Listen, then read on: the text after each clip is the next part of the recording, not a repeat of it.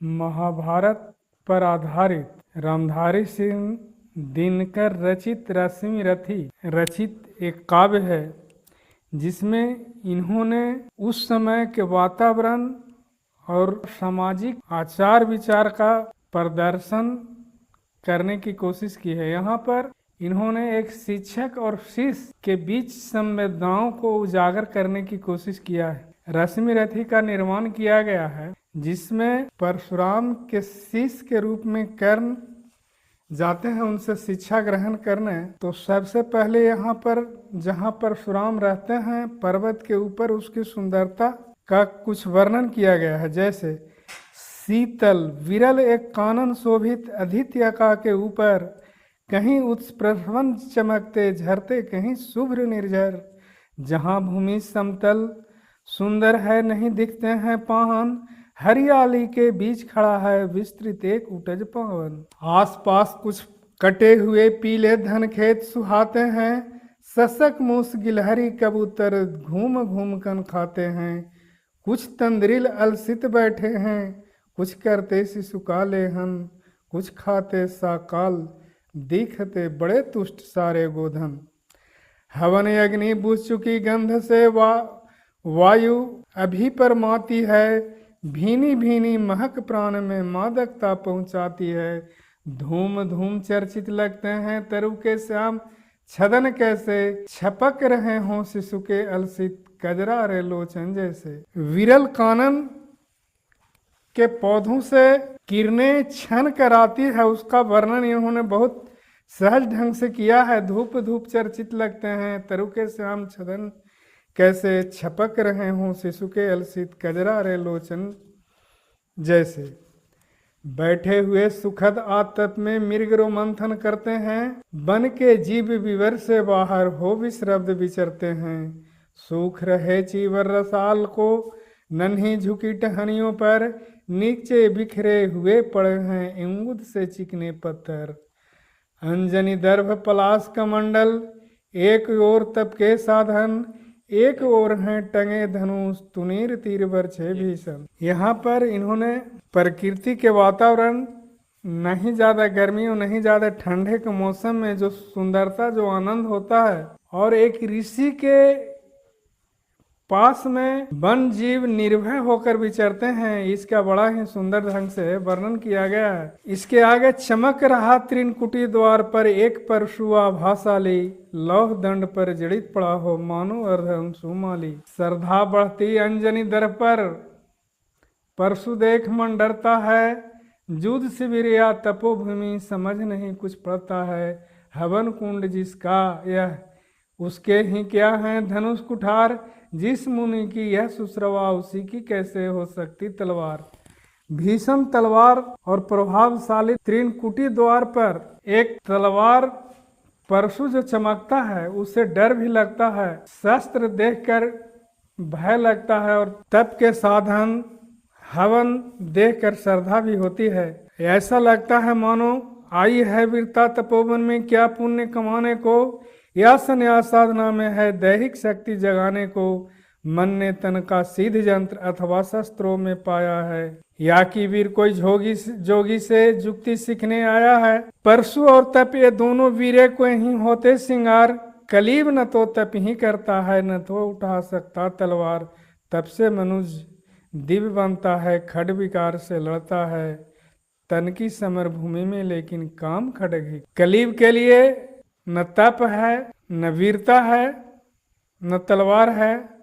वीर के लिए ही तप, जो वीर है वही तप भी कर सकता है और तलवार भी उठा सकता है। जैसे हमारे इतिहासों में इसका उदाहरण बड़ा पड़ा हुआ। राक्षस लोग जैसे मेघनाथ हुआ, रावण हुआ, और भी राक्षसों ने बहुत बड़े बड़े तप किए, जिसके बदौलत उन्होंने मनचाही वरदान मांगा।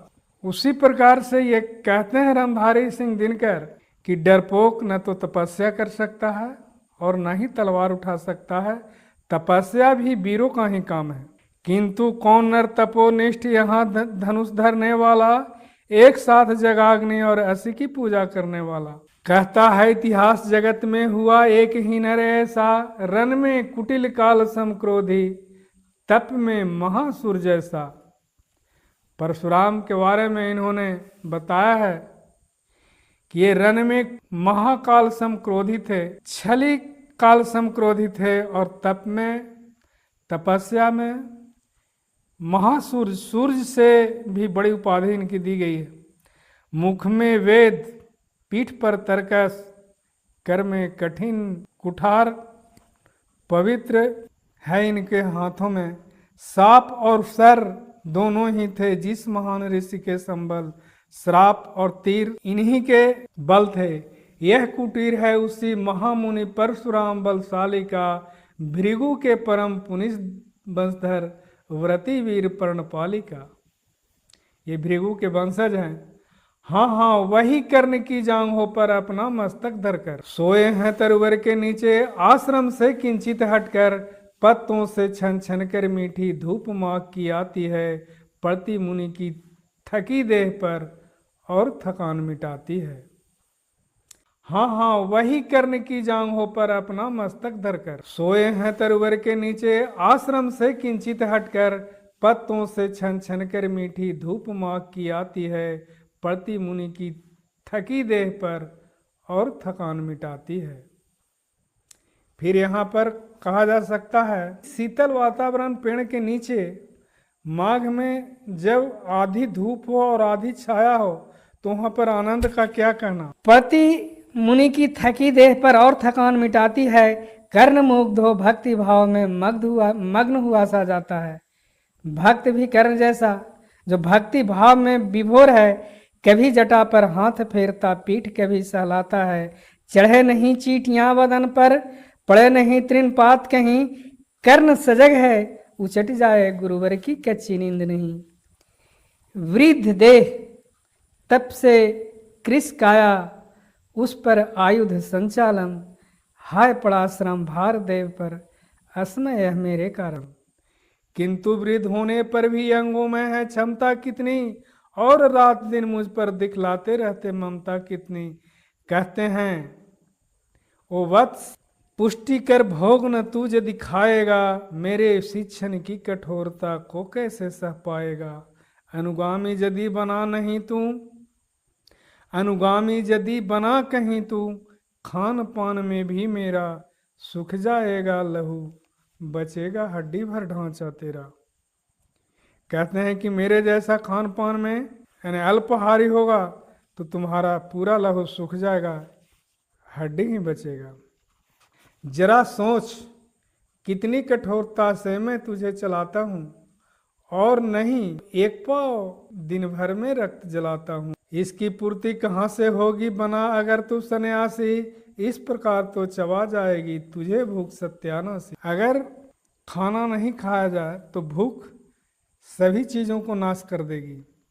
पत्थर सी हो मांस पेशियां, लोहे सी भुजदंड अब है, नस नस में हो लहर आग की, तभी जवानी पाती जाए। विप्र हुआ तो क्या रखेगा, रोके अभी से खाने पर, कर लेना घन घोर तपस्या, वह चतुर्थ के आने पर। ये कर्ण को परशुराम समझा रहे हैं। ब्राह्मण का है धर्म त्याग पर, क्या बालक भी त्यागी हूँ, जन्म सात सिलोच वृत्ति के ही क्या अनुरागी हूँ। क्या विचित्र रचना समाज की, गिरा ज्ञान ब्राह्मण घर में। मोती वर्षा वैश्य वेश में, बड़ा खड़ग क्षत्रिय कर में। कहते हैं समाज की रचना विचित्र है। जो आज समाज की अवधारणा थी उसी समय उस समय भी थी। कहता है खड़ग बड़ा उद्धत होता है, उद्धत होते हैं राजे, इसीलिए तो सजा बजाते रहते रन के बाजे। और करे ज्ञानी ब्राह्मण का असी विहीन मन डरता है, राजा देता मान भूप का वह भी आदर करता है। उस समय जो परिचलन थी, राजा ही सब कुछ होता था, भूप ही सब कुछ होता था, उसी के ऊपर वर्णन किया गया है। यहाँ पर कवि ने यानी रामधारी सिंह दिनकर ने परशुराम जी के मुख से यह कहलवाया है, खड़ग बड़ा उद्धत होता है, उद्धत होते हैं राजे, इसीलिए तो सजा बजाते रहते रन की बाजे। यानी रन लड़ाई के हमेशा बाजे बजाते रहते हैं, उसमें हमेशा उद्धत रहते हैं राजे। और खड़ग जिसके पास वीरता आ जाती है वह मनमानी करने लगता है। और ब्राह्मण क्या करेगा? ब्राह्मण को बनाया गया है श्रेष्ठ, लेकिन उसके पास तलवार नहीं है, इसलिए डर से राजा की हाँ में हाँ मिलाता है। सुनता कौन है हाँ ब्राह्मण की, करते सब अपने मन की, डूबो रही सो नित में भूको, भूपों की लिप्सा मन में। अने धरती पर लहू बह रहा है, जिसका उत्तरदायी राजा की इच्छा ही है। और रन जंग, ये भी खून की जो नदी बहती है वो भी किस लिए? किसी की रक्षा के लिए नहीं, बल्कि अत्याचार करने के लिए। इसमें आगे कहते हैं, और अन्य भी किस लिए नहीं, जग से दुख दैन भगाने को, पर शोषक भ्रांत मनुष्य को नहीं धर्म पर लाने को। यानी अत्याचारी मनुष्य को सबक देने के लिए नहीं। रन केवल इसलिए कि राजे और सुखी हो, मानी हो, और प्रजाएं मिले उन्हें, वे और अधिक अभिमानी हों। जिस तरह से आज अहंकारी लोग, कुछ ताकतवर लोग संपत्ति और शक्ति बढ़ाते हैं, इसलिए नहीं कि वे गरीबों की रक्षा कर सके, बल्कि ताकतवर होकर वो कमजोरों पर अत्याचार कर सकें। आज भी समाज में इसी ढंग का हो रहा है। रन केवल इसलिए कि वे कल्पित अभाव से छूट सकें, बढ़े राज की सीमा जिससे अधिक जनों को लूट सकें। रन केवल इसलिए कि सत्ता बढ़े नहीं पत्ता डोले, भूपों के विपरीत न कोई कहीं कोई कुछ भी बोले।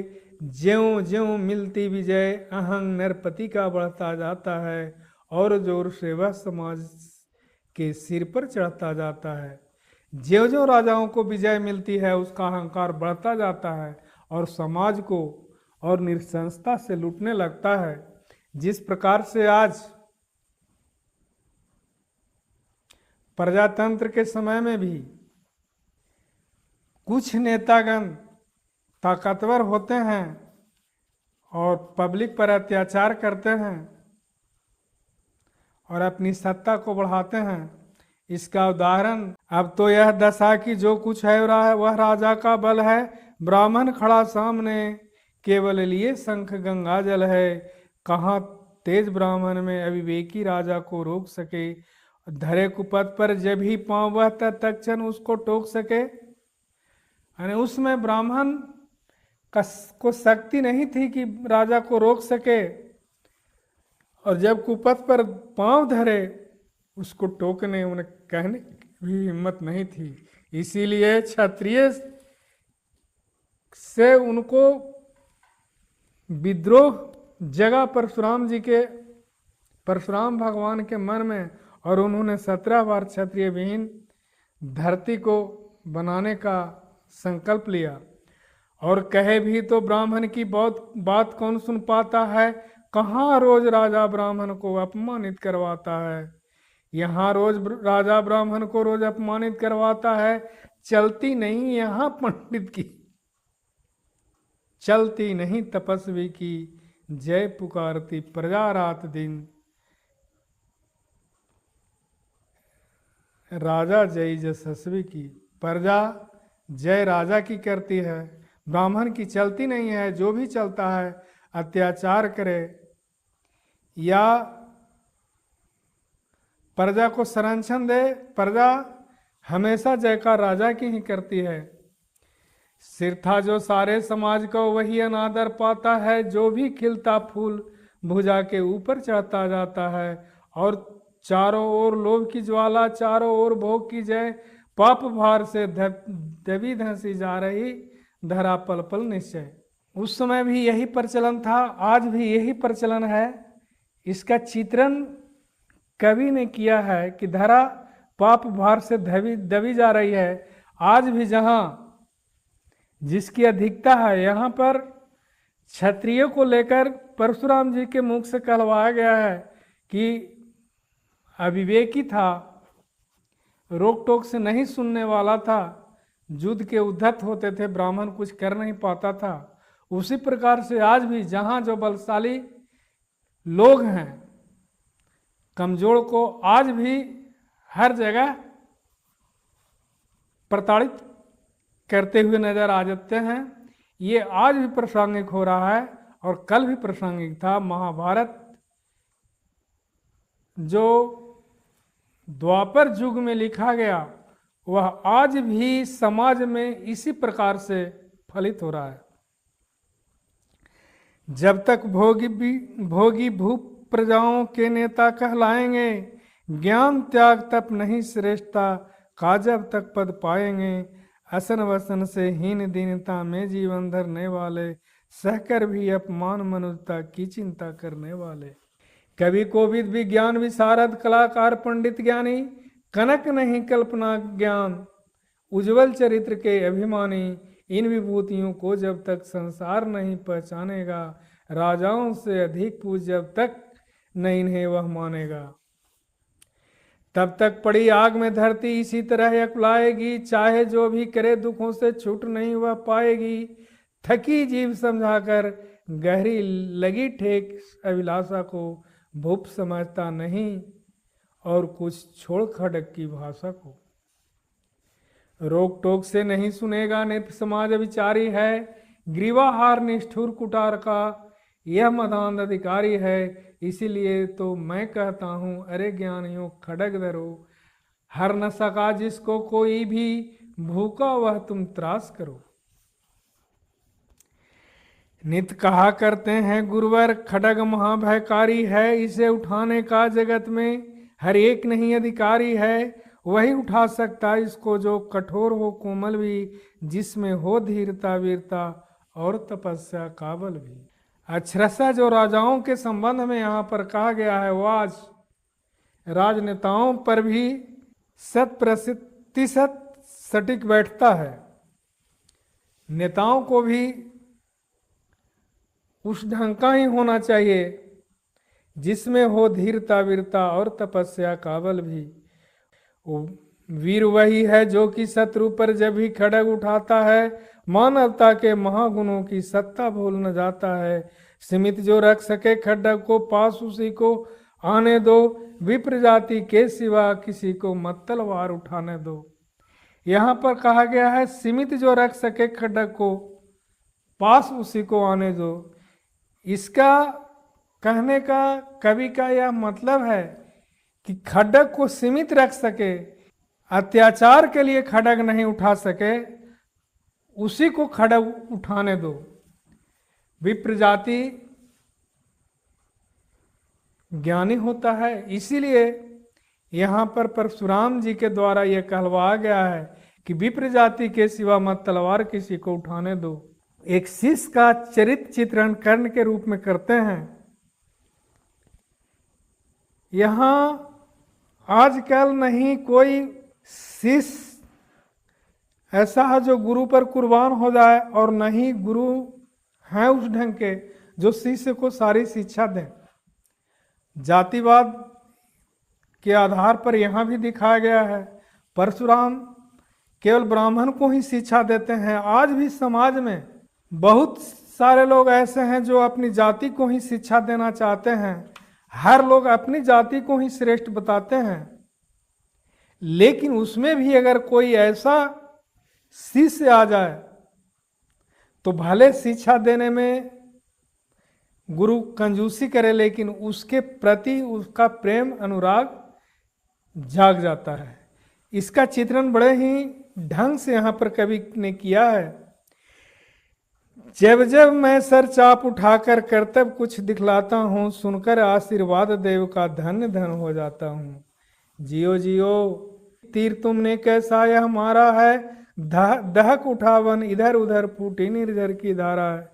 मैं संकित था ब्रह्म वीरता मेरे साथ मरेगी क्या, परशुराम की याद विप्र की जाति न दुआ धरेगी क्या।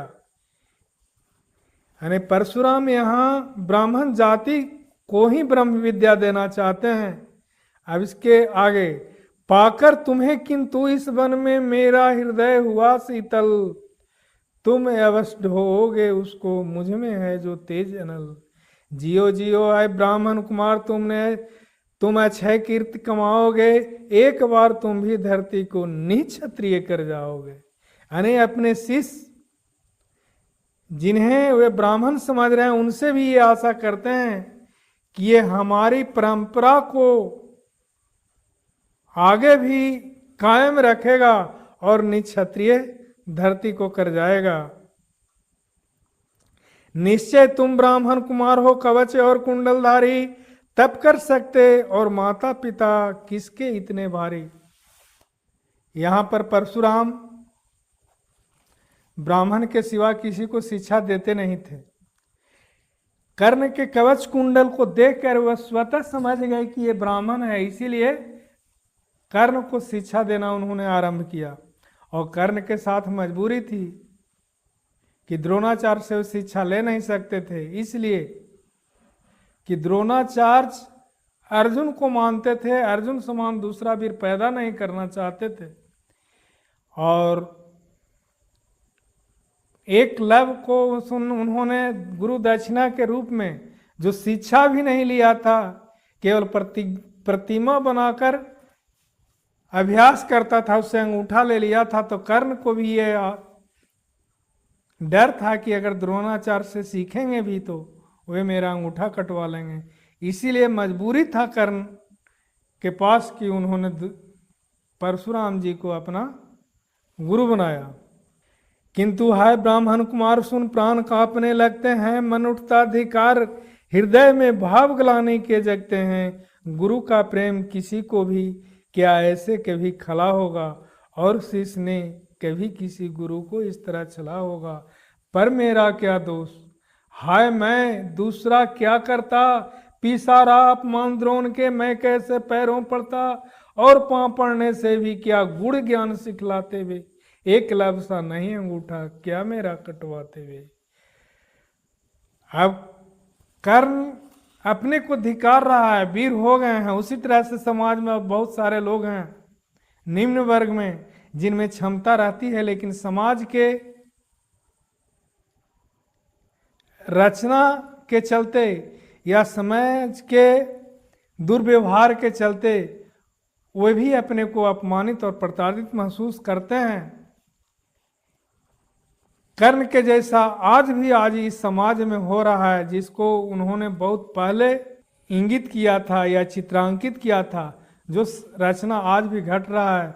आज ही को ऐसा लगता है कि आज ही को वातावरण को ध्यान में रखकर रामधारी सिंह दिनकर ने ये रचना की है। हाय कर्ण तू क्यों जन्मा था, जन्मा तो क्यों वेर हुआ, कवच और कुंडल भूषित भी तेरा अधम शरीर हुआ। धस जाए वह देश अतल में, गुण की जहां नहीं पहचान, जाति गोत्र के बल से ही आदर पाते हो जहां सुजान। नहीं पूछता है कोई तुम व्रती वीर या दानी हो, सभी पूछते मात्र ही तुम कुल के अभिमानी हो। मगर मनुष्य क्या करे, जन्म लेना तो उसके हाथ नहीं, चुनना जाति और कुल अपने बस की तो है बात नहीं। मैं कहता हूं अगर विधाता नर को मुट्ठी में भरकर कहीं छिट दे ब्रह्मलोक से ही नीचे भूमंडल पर, तो भी विविध जातियों में ही मनुष्य यहाँ आ सकता है। नीचे है क्यारिया बनी तो बीज कहाँ जा सकता है। कौन जन्म लेता किस कुल में, आकस्मिक की है बात, छोटे कुल पर किंतु यहाँ होते तब भी कितने आघात। हाय जाति छोटी है तो फिर सभी हमारे गुण छोटे, जाति बड़ी तो बड़े बने वे, रहे लाख चाहे खोटे। गुरु को लिए कर्ण चिंतन में था, जब मग्न अचल बैठा, तभी एक बिस्किट कहीं से आसन के नीचे बैठा। वज्र दंष्ट वह लगा कर्ण के उरु को कुतर कुतर खाने, और बनाकर छिद्र मांस में मंद मंद भीतर जाने।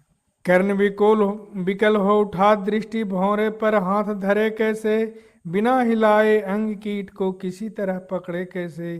पर भीतर धस जाए कीट तक हाथ नहीं जा सकता था, बिना उठाए पांव शत्रु को कर नहीं पा सकता था। किंतु पांव के हिलते हैं गुरुवर की नींद उचट जाती, सहम गई यह सोच कर्ण की भक्ति पूर्ण विवल छाती। सोचा उसने अतः कीट वह पिए रक्त पीने दूंगा, गुरु की कच्ची नींद तोड़ने का पर पाप नहीं लूंगा। ऐसा भक्त जो कीट जांघ में धंसा और गुरु की नींद न टूटे, फिर भी वह जांघ नहीं लाया। बैठा रहा या चले आसन से, कर्ण बहुत मन को मारे। आह निकाले बिना सिलासी, सहनशीलता को धारे। किंतु लहू की गर्मधार जो सहसा आन लगी तन में, परशुराम जग पड़े रक्त को देख हुए विस्मित मन में। कर्ण झपट कर उठा इंगितों में, गुरु से आज्ञा लेकर बाहर किया कीट को उसने छत में से उंगली देकर। परशुराम बोले, शिव शिव तूने यह की मूर्खता बड़ी, सहता रहा अचल जाने कब से ऐसी वेदना पकड़ी। यहाँ पर आध्यात्मिकता का एक भाव आता है कि होनी को कोई टाल सकता नहीं। कर्ण को अभिशाप मिलना था तो कीट या जो होनी था आने वाले महाभारत के युद्ध में, उसके लिए कर्ण को अभिशाप मिलना जरूरी था, पांडवों की विजय के लिए। तो कीट उसी संदर्भ में कीट आता है और कर्ण का पोल खुल जाता है। तनिक ले जाकर कहा, करने नहीं अधिक पीड़ा मुझको, महाराज क्या कर सकता है यह छोटा कीड़ा मुझको। मैंने सोचा हिला डुला तो वृथा आप जग जाएंगे, क्षण भर को विश्राम मिला जो नाहक उसे गवाएंगे। निश्चल बैठा रहा सोच, यह कीट स्वयं उड़ जाएगा, छोटा सा यह जीव मुझे कितनी पीड़ा पहुंचाएगा। पर यह तो भीतर धंसता गया, मुझे हैरान किया। लज्जित हूं इसलिए कि सब कुछ स्वयं आपने देख लिया। परशुराम गंभीर हो गए, परशुराम गंभीर हो गए, सोच न जाने क्या मन में। फिर सहसा क्रोधाग्नि भयानक भभक उठी उनके तन में, दांत पीस आंखें तरेर बोले, कौन छली है तू, ब्राह्मण है या और किसी अभिजन का पुत्र बलि है तू। सहनशीलता को अपनाकर ब्राह्मण कभी न जीता है, किसी लक्ष्य के लिए नहीं अपमान हलाहल पीता है। सह सकता जो कठिन वेदना, पी सकता अपमान वही, बुद्धि चलाती जिसे तेज का, कर सकता बलिदान वही। तेज पुंज ब्राह्मण तिल तिल कर जले, नहीं यह हो सकता, किसी दशा में भी स्वभाव अपना कैसे वह खो सकता। कसक भोगता हुआ विप्र निश्चल कैसे रह सकता है, इस प्रकार की चुहन वेदना क्षत्रिय ही सह सकता है। परशुराम को शक हो जाता है कि इतना कष्ट ब्राह्मण सह ही नहीं सकता है, यह क्षत्रिय के बस की ही बात है। तो बस क्षत्रिय है पापी, बता न तो फल पाएगा, परशुराम का कठिन साप से अभी भस्म हो जाएगा। क्षमा क्षमा है देव दया में, गिरा कर्ण गुरु के पद पर, मुख विवर्ण हो गया, यानी उदासी छा गई, उसकी आभा समाप्त हो गई। अंग कांपने लगे भय से थरथर, सूत पुत्र हूं शूद्र कर्ण हूं, करुणा का अभिलाषी हूं, जो भी हूं पर देव आपका अनुचर अंतेवासी हूं। छली नहीं हाय किंतु छल का ही तो यह काम हुआ, आया था विद्या संचय को किंतु व्यर्थ बदनाम हुआ।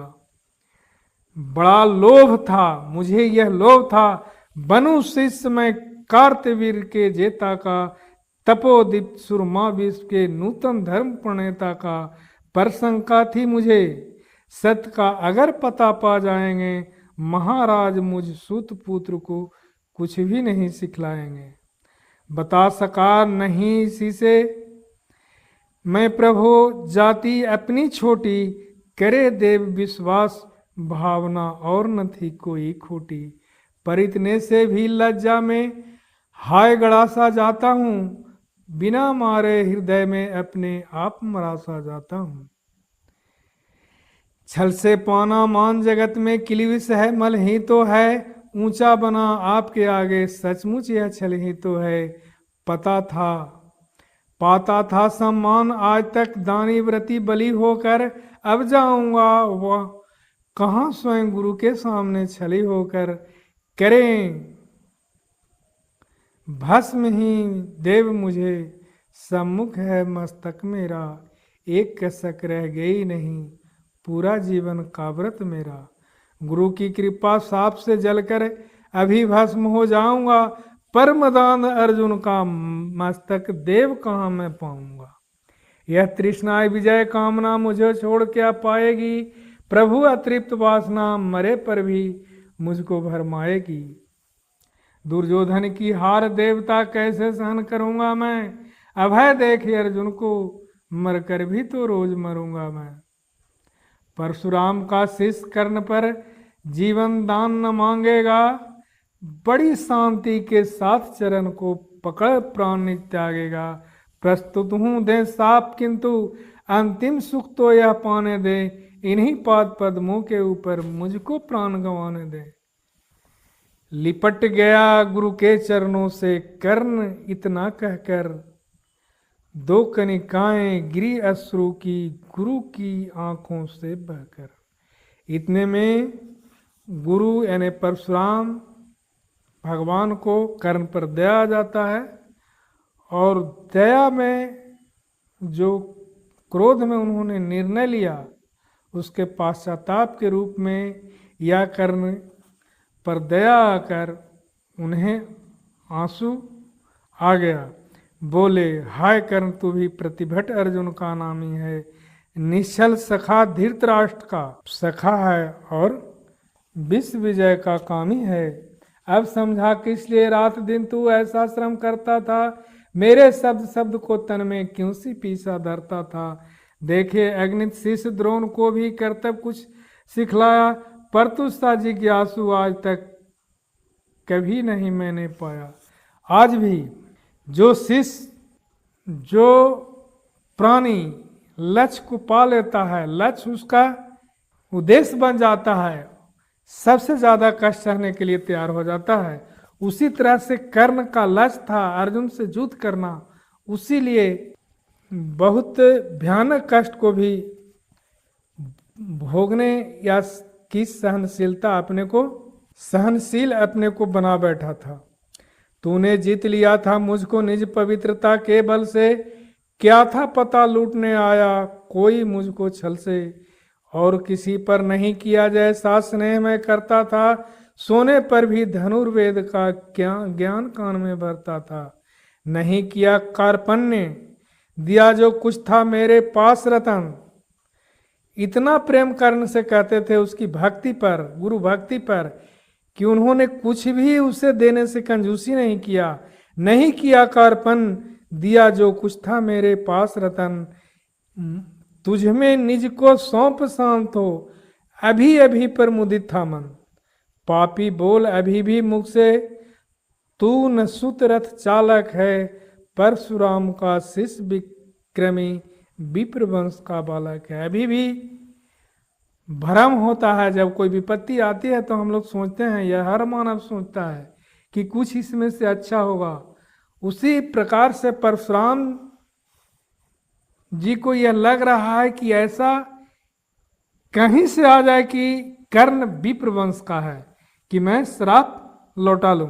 सूत वंश में मिला सूर्य सा कैसे तेज प्रबल तुझको। किसने ला कर दिए कहां से कवच और कुंडल तुझको। सूत सा रखा जिसे उसको कैसे कठोर हो मारूं मैं। जलते हुए क्रोध की ज्वाला लेकिन कहां उतारूं मैं। पद पर बोला कर्ण दिया था जिसको आंखों का पानी। करना होगा ग्रहण उसी को अनल आज है गुरु ज्ञानी। बरसाइए अनल आंखों से सिर पर उसे संभालूंगा। दंड भोग जल कर मुनि सत्तम छल का पाप छुड़ा लूंगा। पर परशुराम ने कहा कर्ण तू वेद नहीं मुझको ऐसे। तुझे पता क्या सता रहा मुझको असमंजस कैसे। पर तूने छल किया दंड उसका वश ही पाएगा। परशुराम का क्रोध भयानक निष्फल कभी न जाएगा। मान लिया था पुत्र इसी से प्राण दान तो देता हूं। पर अपनी विद्या का अंतिम तेज हर लेता हूं। सिखलाया ब्रह्मास्त्र तुझे जो काम नहीं वह आएगा। यह है मेरा श्राप समय पर उसे भूल तू जाएगा। कर्ण विकल हो खड़ा हुआ कह हाय किया यह क्या गुरुवर। दिया श्राप अत्यंत निदारुण लिया नहीं क्यों जीवन हर। वर्षों की साधना साथी प्राण नहीं क्यों लेते हैं, अब किस सुख के लिए मुझे धरती पर जीने देते हैं। परशुराम ने कहा, कर्ण यह साप अटल है, सहन करो। जो कुछ मैंने कहा उसे सिर पर ले सादर वहन करो। इस महेंद्र गिरी पर तुमने कुछ थोड़ा नहीं कमाया है, मेरा संचित निखिल ज्ञान तूने मुझसे ही पाया है। रहा नहीं ब्रह्मास्त्र एक, इससे क्या आता जाता है। एक शस्त्र बल से न वीर कोई सब दिन कहलाता है। नहीं कला नूतन रचनाएं, नई सूझ नूतन साधन, नए भाव नूतन उमंग से वीर बने रहते नूतन। यहाँ पर मानव मन की भावना को इंगित किया गया है कि जो भी जिस वर्ण का भी शिष्य हो, अगर गुरु में भक्ति हो तो गुरु को दया आ जाती है।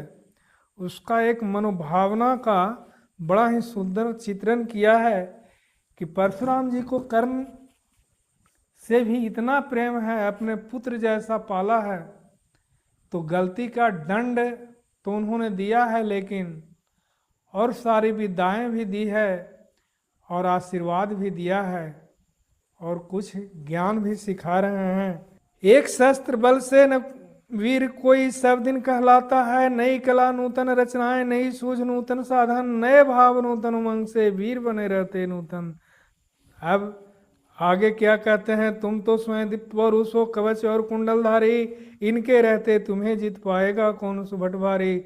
अच्छा लो यह वर्ग की बीच में तुम महान कहलाओगे, भारत का इतिहास कीर्ति से और धवल कर जाओगे। अब जाओ लो विदा वत्स, कुछ कड़ा करो, अपने मन को रहने देते नहीं यहाँ पर हमें अभिशप्त किसी जन को। हाय छीनना पड़ा मुझे को दिया हुआ अपना ही धन, सोच सोच यह बहुत विकल हो रहा, नहीं जाने क्यों मन। व्रत का पर निर्वाह कभी ऐसे भी करना होता है, इस कर से जो दिया उसे उस कर से हरना होता है। अब जाओ तुम कर्ण कृपा करके मुझको निसंग करो, देखो मतियों सजल दृष्टि से व्रत मेरा वत भंग करो।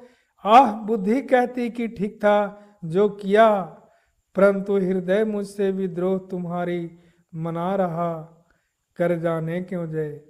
अनायास गुणशील तुम्हारे मन में उगते आते हैं, भीतर किसी अश्रु गंगा में मुझे बोर नहलाते हैं।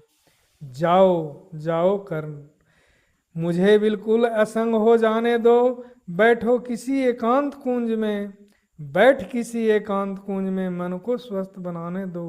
भय है तुम्हें निराश देखकर, छाती कहीं न फट जाए, फिरा न लू अभिशाप पिघल कर वाणी कहीं न उलट जाए।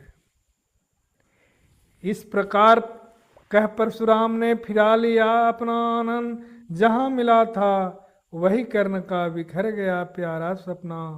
छूकर उनका चरण करने अर्ध अश्रु का दान किया, और उन्हें जी भर निहार कर मंद मंद प्रस्थान किया। जब किसी का स्वप्न टूटता है तो उदास मन से धीरे धीरे जिस प्रकार से आदमी अपना पग को बढ़ाता है, उसी को यहाँ इन्होंने चित्रण किया है। छूकर उनका चरण करने अर्धश्रु का दान किया, और उन्हें जी भर निहार कर मंद मंद प्रस्थान किया। परशुधर के चरण की धूली लेकर उन्हें अपने हृदय की भक्ति देकर निराशा से विकल टूटा हुआ सा, किसी गिरी श्रृंग से छूटा हुआ सा, चला खोया हुआ सा कर्ण मन में कि जैसे चलता हो चांद